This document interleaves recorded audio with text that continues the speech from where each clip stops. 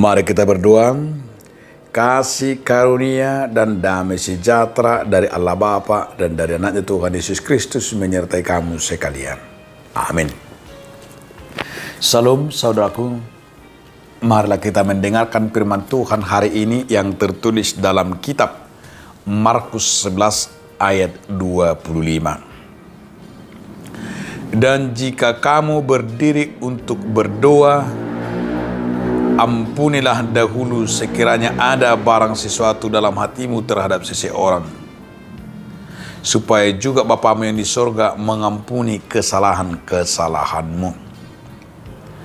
Allah molo jongjok kamu martangi yang saya sesahamu ma molo adong pakurangi ni rohamuna dihalak.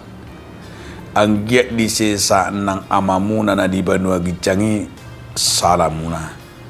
Demikianlah firman Tuhan. Saudaraku, di dalam nama Tuhan Yesus Kristus, judul renungan kita hari ini adalah mengampuni. Mengampuni sebenarnya salah satu sifat yang paling mulia, di mana kata mengampuni ini adalah yang diajarkan oleh Tuhan Yesus kepada kita. Sebab di dalam doa Bapa kami juga kita menemukan di situ adalah kata mengampuni. Sesama dosa nami songo panesa nami di dosa di dongan nama dosa Tuhami. Artinya kita melihat di situ kata pengampunan itu yang diajarkan oleh Yesus di saat kita mengampuni segala kesalahan orang, Allah Bapa juga mengampuni kita, saudara-saudaraku. Di saat kita memaafkan orang yang bersalah kepada kita, kita juga dimaafkan oleh Allah. Itu enaknya menjadi orang pengampun dan orang yang sungguh hidup di dalam mengasihi dan memaafkan. Bahkan kita juga temukan itu di dalam Alkitab, dalam firman Tuhan. Hampir ada kata ini, kata 4, mengampuni sekitar 143 kali di dalam Alkitab. Artinya mengampuni itu tidak hanya sekedar terbatas. Kadang banyak orang mengampuni ada batasnya. Kadang sering kita dengar, ku ampuni. Tapi ingat, jangan seperti ini. Itu adalah sesuatu yang mengampuni yang disebut dengan bersyarat. Kalau masih kita membuat sebuah syarat atau kita masih ada ancaman untuk mengampuni, itu namanya bukan pengampunan. Iya, kalau namanya pengampunan ya, dihapus segala kesalahan dan kekurangan.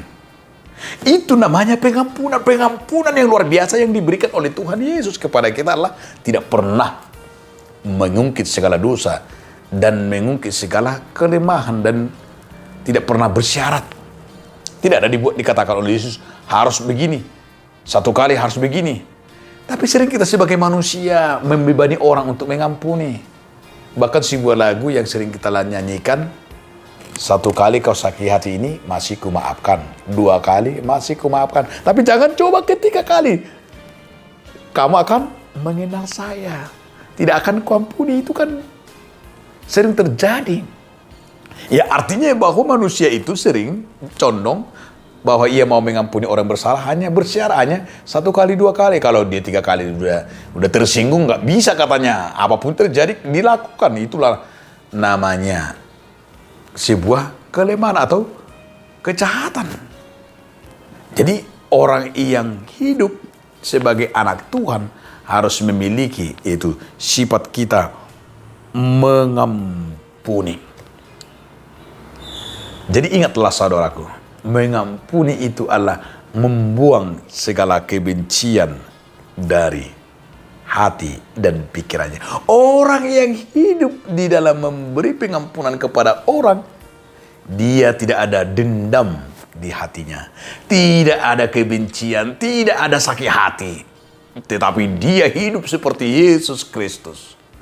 Dan di situ kita akan mendapat upah bahwa dosa dan kesalahan kita diampuni oleh Bapa di sorga. Mari saudara-saudaraku, jika ada orang yang bersalah kepada kita, jika ada orang yang betul-betul kita tersakiti, mari hari ini diingatkan, ampuni. Dan kita juga diampuni oleh Allah Bapa di surga, dan menerima pengampunan itu menjadi berkat bagi kita. Amin. Terima kasih Allah Bapa, karena kami memiliki sifat mengampuni seperti Engkau mengampuni segala kesalahan dan dosa kami. Amin.